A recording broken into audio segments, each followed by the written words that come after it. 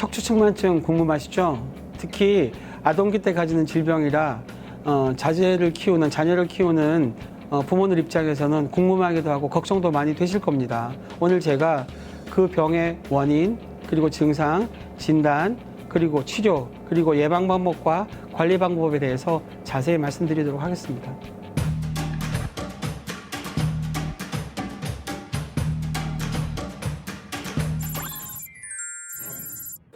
척추측만증이라 하면 말 그대로 곧게 서 있어야 할 척추가 옆으로 휘는 증상을 이야기를 합니다. 과거 우리나라가 개발도상국 시절에는 결핵이나 감염 같은 그런 감염성 질환에 의해서 후천적으로 척추측만증이 어느 정도 많았지만 이제 그런 위생 문제나 감염으로부터 해방되고 나서부터는 거의 대부분의 척추측만증은 선천적인 것으로 규정되고 있습니다. 사실 한마디로 규정하기는 어렵습니다. 대단히 다양하죠. 특히 병원에 올 만큼 눈에 확 띄는 척추측만증의 경우는 오히려 척추보다는 호흡기나 아니면 심혈관계 그리고 소화기 장애를 들 수가 있습니다. 이 만곡의 굽기가 너무 심해서 폐기능에 영향을 줘서 호흡이 부전을 일으킬 수도 있고요.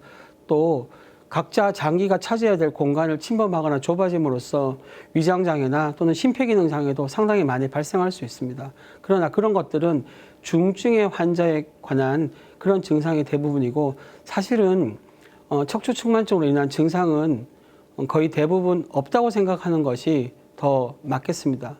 또 그렇기 때문에 학부형들 입장이나 또는 부모님들 입장에서 자제분들 또 소아기나 청소년기에서 증상에 의한 판별, 증상의 진단을 하기가 어려운 이유가 거의 대부분 환자들은 무증상으로 넘어가는 경우가 많습니다.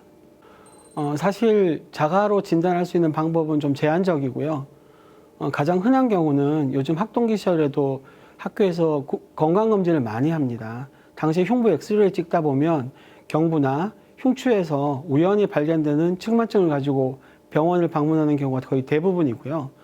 굳이 관심을 가지시는 부모님들께서는 자제분을 기립 자세를 취한 다음 뒤편에서 허리를 90도로 굽히게 해보면 양측의 견갑골에 높이 차이가 난다면 그건 척추측만증이라고 자가 진단할 수 있겠습니다. 조금 전 말씀드린 것처럼 대부분의 척추측만증은 우연히 발견하는 것입니다. 결국은 척추의 모양이 옆으로 휘느냐를 판정하는 거기 때문에 단순 방사선 촬영, 즉 엑스레이만으로도 충분히 진단이 가능하고요. 측만증에 의한 2차적 증상, 그러니까 디스크로 인한 증상 등이나 또는 다른 불편한 증상들이 있을 때는 MRI나 CT 같은 추가 정밀 검사가 필요할 수도 있습니다. 연령별로 나눌 수 있습니다. 그리고 증상의 어떤 정도로도 나눌 수 있겠죠. 연령별로는 신생아나 아니면은 영유아기에서는 교정이 가능합니다. 그런데 신생아나 영유아기 때 발견하는 측만증은 사실은 선천적으로 아주 많이 심해진 측만증을 가지고 병원 오는 경우가 많아서 교정보다는 수술을 바로 하는 경우가 많고요. 그리고 학동기, 즉 초등학교 이후 고등학교까지 아동들이나 청소년기의 환자들은 교정이 불가능합니다. 학동기가 들어서게 되면 교정기나 또는 의료 연구로 이 측만증을 교정하는 것은 의미가 없고요. 심폐기능이나 호흡기 기능 또는 소화관 기능에 장애가 줄 정도로 많이 진행한 측만증은 수술 말고는 답이 없습니다. 그러나 대부분은 수술 없이 관찰하는 것만으로도 충분히 임상적 의미가 있다 할 수 있겠습니다. 척추 측만증을 수술할 정도라는 이야기는 조금 전 말씀드린 것처럼 심폐기능이나 소화기 장애가 생길 정도로 심한 환자에서만 척추 측만증 수술을 하게 되어 있습니다. 그러면 수술 후에도 방금 말씀드린 그런 기존의 증상들이 100% 개선되기는 힘들 정도로 심한 환자들이 더 많죠. 어쩌면 척추 측만증 같은 경우는 수술 후에 요통, 배부통 또는 관련된 여러 가지 통증이 불행하게도 자연스럽게 따라오고 가져가야 될 증상이라고 생각을 합니다. 척추 측만증이라고 해서 기존에 있는 성장에 있는 소년, 소녀들과 크게 다르지 않다고 생각하는 관점이 일단 1번 중요합니다.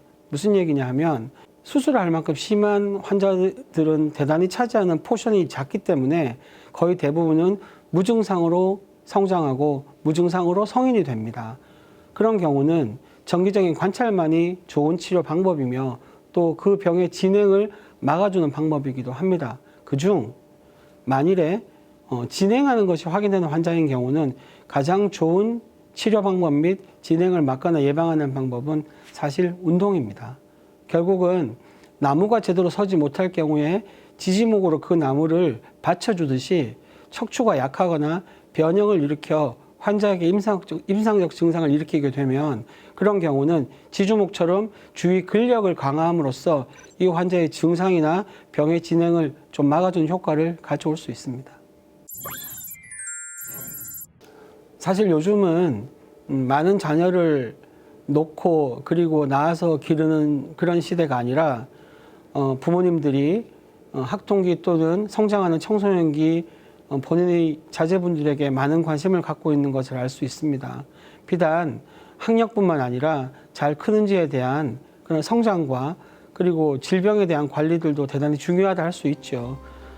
그중 척추측만증은 불행하게도 부모의 잘못 없이도 선천적으로 갖고 태어나는 거라 사실 부모님 입장에서는 약간의 자책감과 또 미안함을 가질 수 있는 질환이기도 합니다.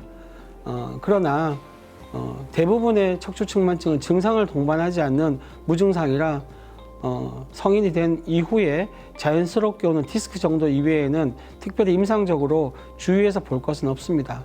단 조금 전 말씀드린 것처럼 일반적인 학생처럼 근력 강화 운동이나 또는 올바른 자세, 상식적인 수준에서의 바르게 앉는 자세라든가 누워서 책을 보지 않는 것들 또는 엎드려서 학습 활동을 하지 않는 이 정도의 옆에서 지도만으로도 충분히 척추측만증에 대한 관리나 또는 진행에 대한 방지 또 예방도 가능할 것으로 생각이 듭니다.